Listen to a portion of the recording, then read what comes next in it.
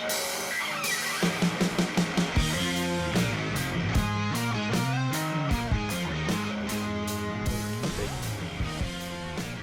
guests this week. I did want to provide a little bit of a brief overview of the HΩhm brand and what it speaks to. I've got a lot of different things that I'm working on, and it's probably confusing to a lot of people. Doesn't really matter. I'm trying to compile it all under one brand because that's what I want to operate under.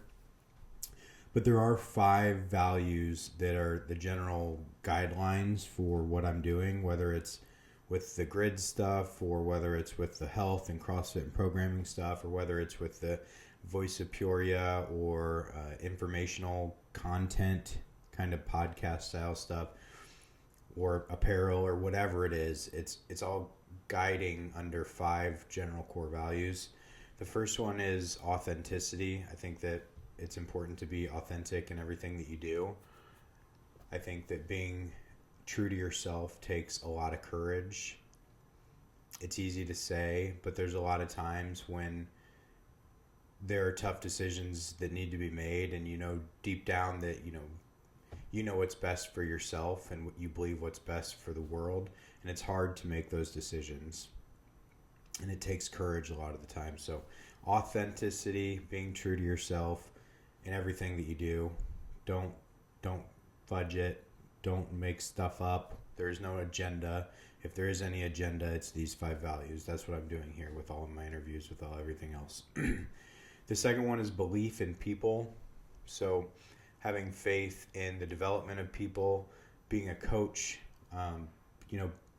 believing that people can strive to do whatever they want in life, whatever it is. So that's the second one. There's a lot that goes into that also. I will say just quickly, ownership, taking ownership of your life, accountability towards your actions. You are what you repeatedly do, all those, meme quote style things.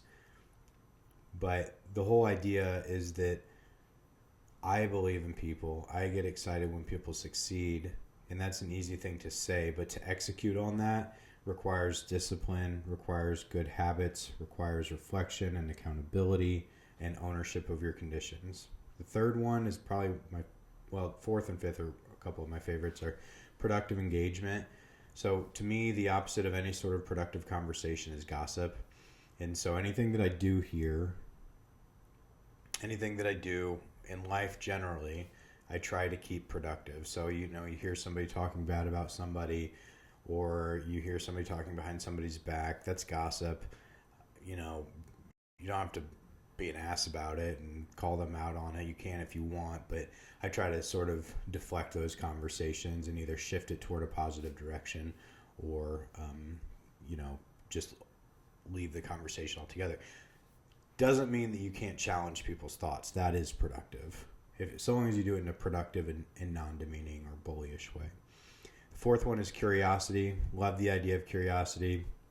There's a great quote when Ted Lasso's playing darts. I'm sure a lot of people have seen it, but about being bullied, and what he ended up finding out was that his bullies lacked curiosity. A lot of people in the world have a lot of different views, whether it's politics, religion, philosophy, whatever, just the way the city should work. People have different views. And so long as you maintain a curious perspective, then you kind of are able to abstain from the emotional side of things, which often gets you into trouble. So everything that I do here, especially with the podcast portion of it, whether I disagree with somebody or challenge somebody, it's all in the name of productive conversation and curiosity. I'm curious to learn more. I like to consider myself a great student, and I think that I can always learn from people. The fifth one is reflection. So when you take what you have, what you've learned, and kind of put it back into your life and understand, how do we take this and use this to move forward? That's kind of the obvious idea of reflection. There's another layer to this, which is pulled from the whole idea of where the brand name comes from, which is HΩhm, by the way, Ohm's law.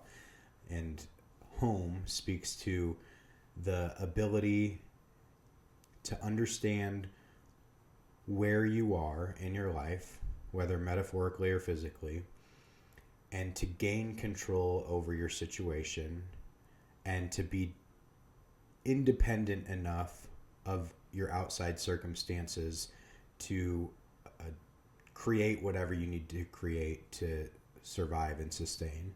So in the light of, let's take for example, Home Grid, part of this project that I'm working on is the ability to provide the requisite electricity and energy that your house, for example, might need, a small microgrid might need, something that's totally independent of the grid, independent of outside sources like solar energy or wind energy, but something that's entirely dependent upon yourself. But you need to be able to reflect and able to understand what those things are. And so that's a very physical example, but there's obviously metaphorical examples of reflection. You know, how did I perform in this given arena? How could I have done better? How do I move forward from that? So those are the 5 values. Again, one more time, it's authenticity first, belief in people, productive engagement, curiosity, and reflection. All these 5 values will guide everything that happens under the HΩhm brand, and it will also be embedded in the programming, which is coming out very soon. I'll have it on ready for pre-order. Just speaking to this real quick, I have 2 channels of programming. One is your standard CrossFit, the kind that everybody knows, but I still think it's better than any other CrossFit program out there. Obviously, I'm biased, but I would welcome any sort of conversations on programming to, in the name of curiosity and productive engagement, to challenge me on those thoughts. Anyways, that program is going to be called just CrossFit class, whatever, HΩhm CrossFit. And then the other one that I'm working through is my take and my spin. And if I'm just going to take a couple minutes here to outline why I think this is a good development in CrossFit. For one, CrossFit, I'm talking to you, headquarters. I think you're becoming complacent for a lot of reasons. I'm happy to develop those conversations more with any level of person involved in CrossFit. I'm a huge advocate and believer in the methodology, and my purpose is to develop it and to keep it from becoming complacent. So my challenges to CrossFit right now are in the name of productive development of the brand CrossFit. Okay, that's an important piece to remember here. I have no challenge to the methodology. I think fitness is well defined for the most part, so work capacity across broad time and modal domains.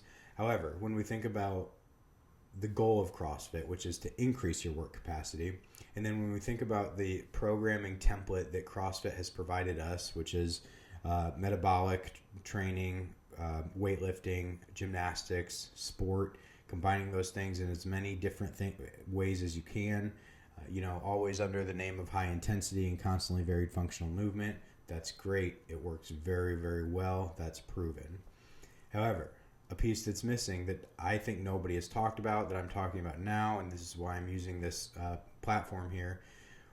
The whole premise of this fitness methodology is based on physical laws.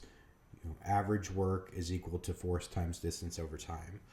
And so if I had a whiteboard right here, I'd draw it out. But we measure fitness by taking a given force, mass time acceleration, over a given distance, and then dividing that by the amount of time it takes you. So move heavy things long distances quickly, right?